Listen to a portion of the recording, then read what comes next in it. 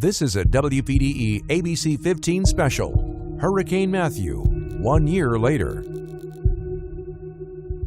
Well, thank you for joining us tonight for this special event, Hurricane Matthew, 1 year later. 1 year ago this Sunday, the Category 1 storm slammed the Grand Strand and flooded the PD and border belt. Before we take a look at how far we've come, let's take a look at Matthew's devastation.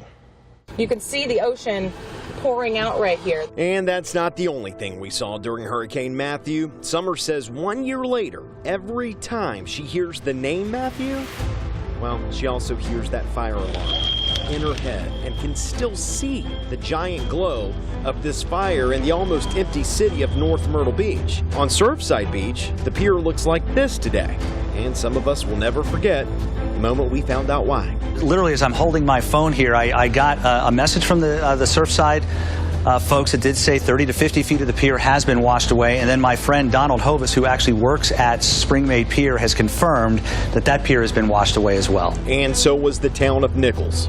We've had close to 20 inches, and everything just floating. But hope floats too. People rebuild, people get stronger. This is at Atalaya Towers right now, where the water has broken through the glass. Matthew may have broken a few hearts too, but one thing it didn't break was our spirit. We'll be back. Maybe not 100%, but we're getting there. That gives me chills Me to too. look back. Well, for people along the Black River in Georgetown County, this time of year is heartbreaking. It's a reminder of the devastation from the historic floods in 2015 and the wrath of Hurricane Matthew 1 year ago. ABC 15's Liz Cooper shows us the progress one family's made. Sitting on the couch, watching TV, relaxing. Was it chilly when you got up? It may seem like your ordinary family night. It felt good. Cool. But for Denise Bratcher and her fiance, Sammy Jordan, these little moments mean the world. It still feels like a dream. That's because they didn't have these kinds of nights for nearly 2 years. Opened our eyes, and I don't know if anybody else, they got their eyes open, but we did. Yeah, it opened your eyes up, big time. These four walls were swallowed by the Black River. It all started with the historic floods in October 2015, leaving their home more than 15 feet underwater. The memories still haunt them. Sometimes I can sit out here and I'm looking and I'm like, I see all that water out there. It took months of grueling work. Getting off work, coming down here, going to work, and then back to work, you know. It's not easy at all. It's tough. Salvaging what they could. My pictures mean everything to me. This is all I have out of thousands and thousands of pictures.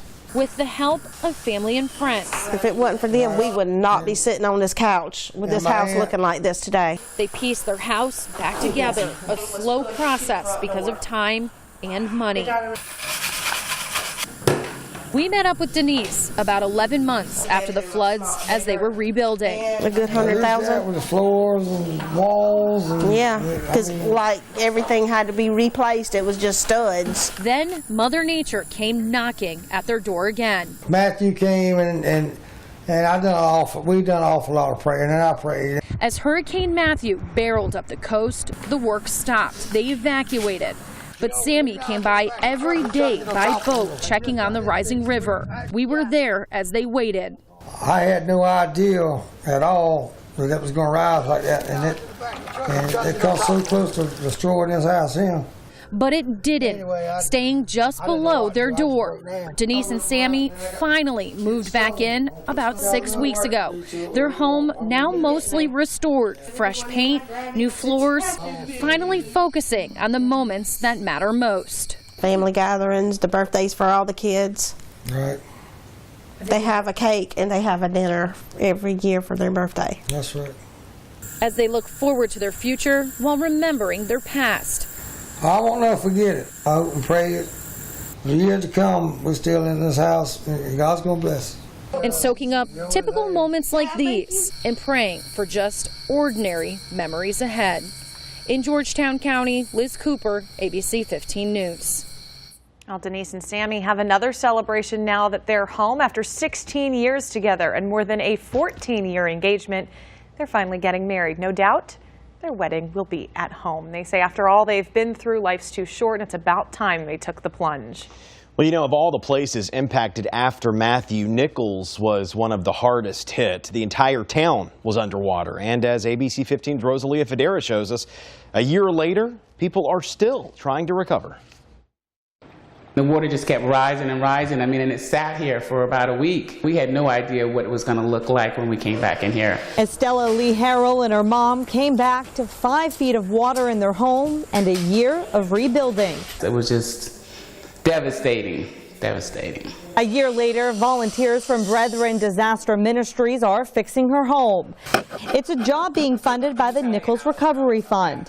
But Estella's family is one of only about 75 back in their homes. It's really sad to see how, you know, how destroyed our town is. There will be quite a few that don't come back, but of those who are coming back, I'd say they're near halfway. Tommy's Garage is one of about 11 businesses in Nichols back open after Matthew.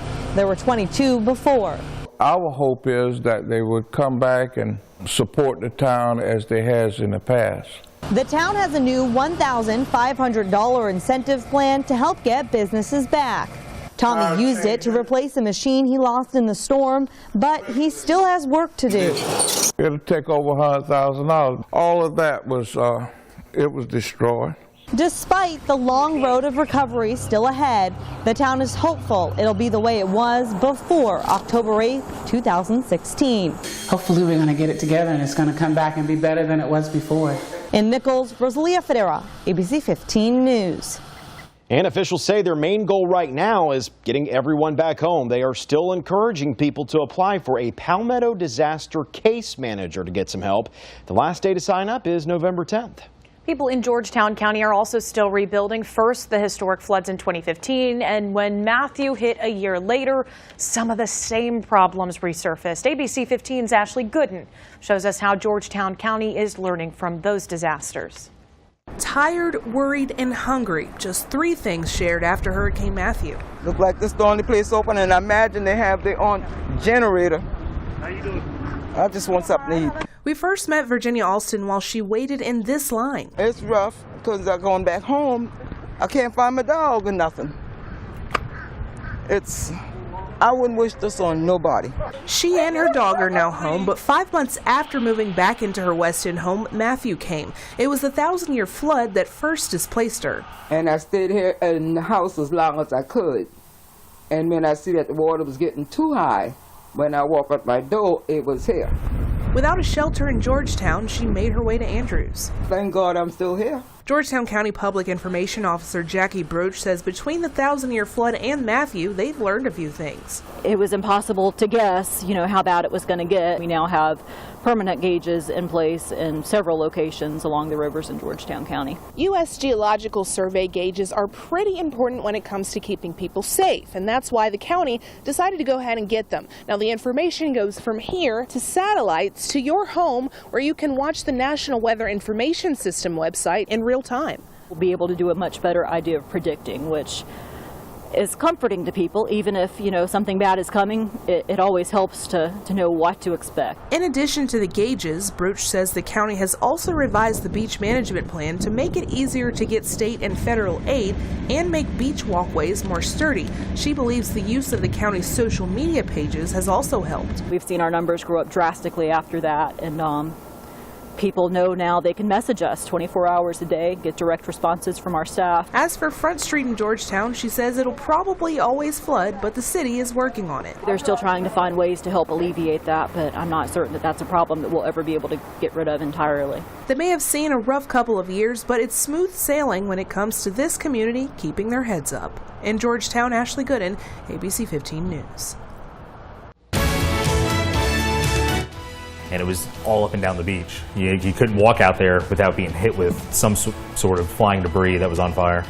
Power out, but North Myrtle Beach lit up. You watched a city block burn live on Facebook. We'll take you back to 49th Avenue and show you how the people there are doing now.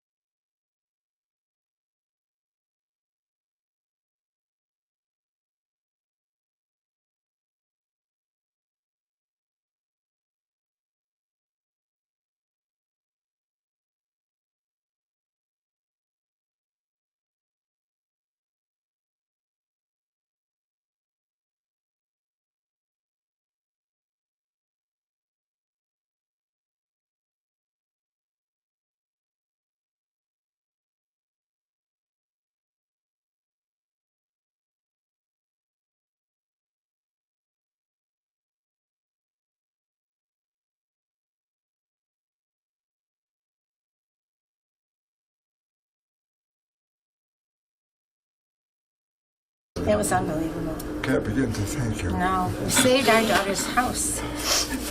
Okay, Papa. We're all okay. Man, I'll never forget that moment. Neighbors in Cherry Grove meeting their heroes, the firefighters who saved their homes right in the middle of the heaviest wind and rain of Hurricane Matthew. A massive fire destroyed condo complexes and oceanfront homes. Tonight, some are rebuilt, others may never be. In Cherry Grove, firefighters are heading out to a call, driving right past the spot where a year ago they couldn't even get. It's an odd feeling not being able to respond when that's what you do. What you do on a normal day, but we all learned a lot that unusual night. Adapt and overcome is what we did and learned as we were going. I've never seen this far through. Lieutenant Kyle Post is one of 4 North Myrtle Beach firefighters who volunteered to fight wind, water, and fire that night. How you doing? A lot of people have a misunderstanding of what we do on a daily basis, and you help them see that.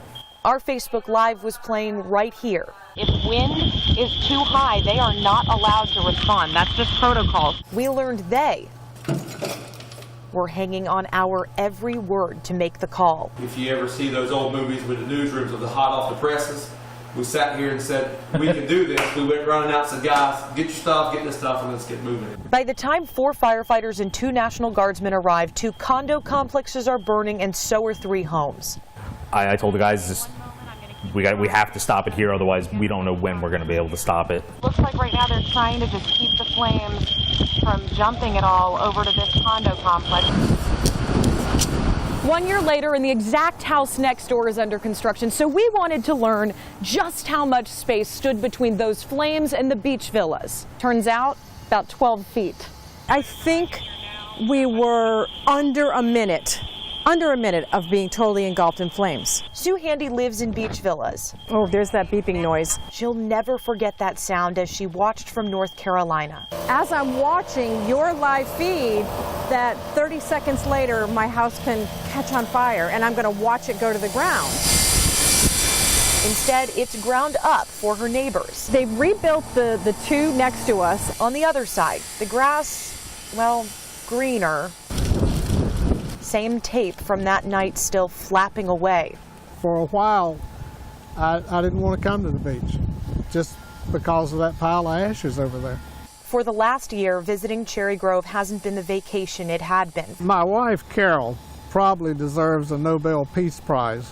I have been short-tempered and overworked. I actually bought her a bouquet of roses yesterday. Things are looking up. And you go up 40 feet, and it's going to be right about yonder. A plan is drawn, a loan is in the works, and builders are ready to go. Hopefully sometime next May, June, we're going to block this parking lot off and have one heck of a party. The same neighbors. Yeah, they've been raring to go. New buildings, but everyone now just a little different. So I know I've learned that you've really got to heed what they say, and if they tell you to go, go. We all took something away from that night. I downloaded all of The firefighters are using that video for training. I think we did a great job. It's pretty impressive, actually, what you're able to do. 6 guys operating off 1 fire hydrant. No engine, no ladder. Things really are getting back to normal around here, but everyone is carrying just a little something extra. All of us better equipped. Well, we've been invited to that party once that complex is rebuilt. Of course, we'll be sure to Facebook Live it. Back to bug sport. We'll show you how the flooding Matthew brought is still impacting one family and how they're coming together to move forward.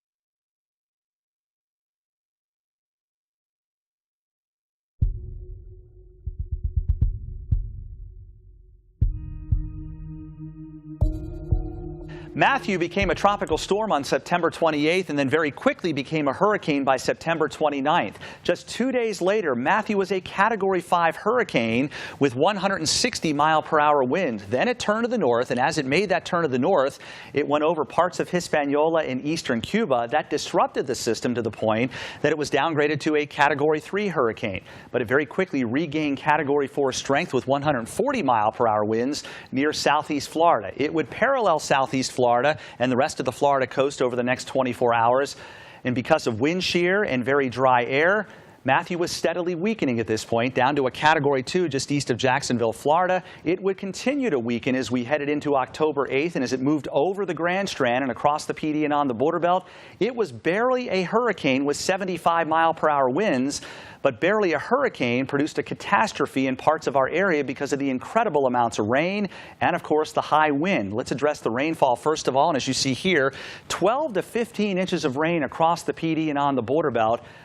Not only was that significant, but the rain we had in September was as well. Nearly a foot in many areas, in some locations even more. So when Matthew's rains came, the place was incredibly saturated. So no wonder we had such amazing flooding, such catastrophic flooding, especially across parts of the PD and on the border belt. Now, in terms of wind, the winds were quite strong, barely to hurricane force at 75 miles per hour right along the immediate coast, while farther inland, frequent wind gusts in the 60s, and because the ground was so wet, many trees did topple. Matthew was very rare. It was the first hurricane since 1954 to actually make landfall on the Grand Strand during the month of October. In fact, we've only had 4 hurricanes in the month of October since 1850 actually hit the Grand Strand, and we can only hope it's at least another 40 or 50 years before that ever happens again.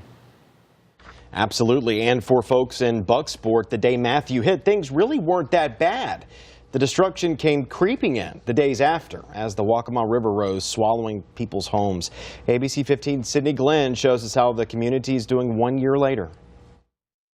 Last year I was right here, except I couldn't stand here. I was several feet higher in the back of a National Guard truck as we trekked through the water so people could check on their homes. Well, of course, the water is long gone. The problems for many people here in Bucksport are far from over. A 10-bedroom house once stood right here, built by Marie Weaver's husband many years ago. I raised all my children in it, 9 girls and 2 boys, and I really enjoyed it. This is all that's left. I miss it very much.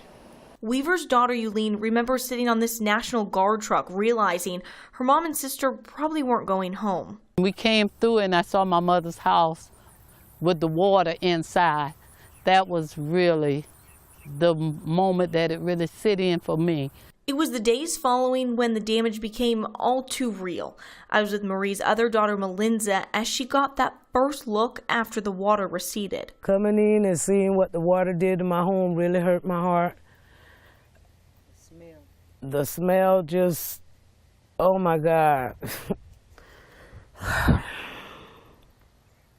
After that, the home had to be torn down. All that mold and sewage made it unlivable. My dad had worked so hard with his hand building it, and now to see it's gone. Even nearly a year later, it's not easy to be standing here, remembering a life that used to be. This used to be where I lived. This used to be where me and my mother lived together in a home. Just heartbreaking, and just don't have words. Now everyone lives here with Yulene. She's opened her home to her family members who still have nowhere to go after Hurricane Matthew, all 7 of them, including Marie and Melinda. We had to because that's family. We can't leave family out. They're all looking forward to what's next. It's been a long year waiting on them to come and start building. It's just a long year waiting. Using their faith to guide them. God got everything in his hand and he'll work it out the way he sees fit. The Weavers aren't the only ones still rebuilding here, but this community continues time and time again to show their strength and resilience. In Bucksport, Sydney Glenn, ABC 15 News. Robeson County still recovering from Matthew. We'll show you the lessons officials say they have learned and how many families are still living in motels.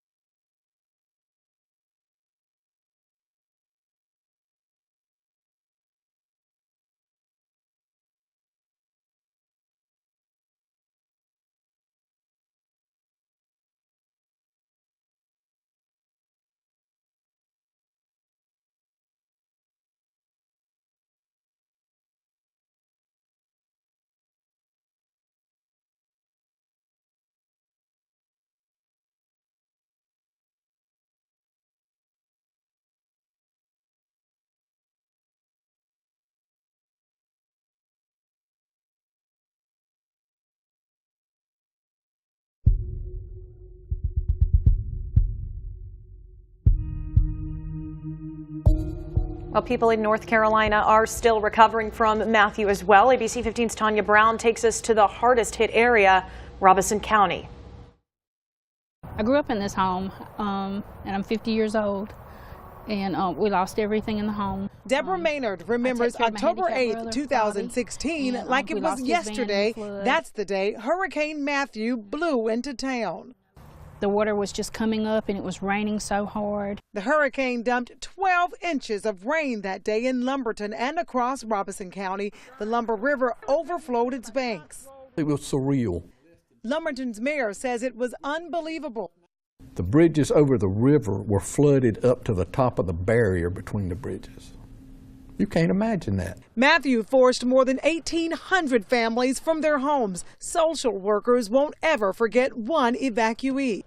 He had been in the tree for 2 days, no food, no water. All three were constantly ringing. Robeson County Emergency Management Director Stephanie Chavis tells me the Emergency Operations Center was chaotic at best. Don't expect the minimum. Prepare for the worst. And at times they got the worst news. 3 lives were lost in the wrath of the storm. Losing one was too many. Both Lumberton and Robeson County have worked hard to better prepare for the next major disaster. And in many ways, Hurricane Matthew has taught them a lot. There's a lot we could do, and even the fire departments and rescue was seeing some things that they needed to get training on. Deborah Maynard had since bought a new home for she and her handicapped brother. She's thankful they were able to move on. In Lumberton, Tanya Brown, ABC 15 News. And at one point, as many as 640 families were living in motels there. Today, one family left. Cannot believe all this. Thank you so much for joining us, and to everyone who shared a story, thank you. And if you'd like to see any of tonight's stories again, they're on our website. Just go to WPDE.com, and we'll see you back here at 11 o'clock, guys.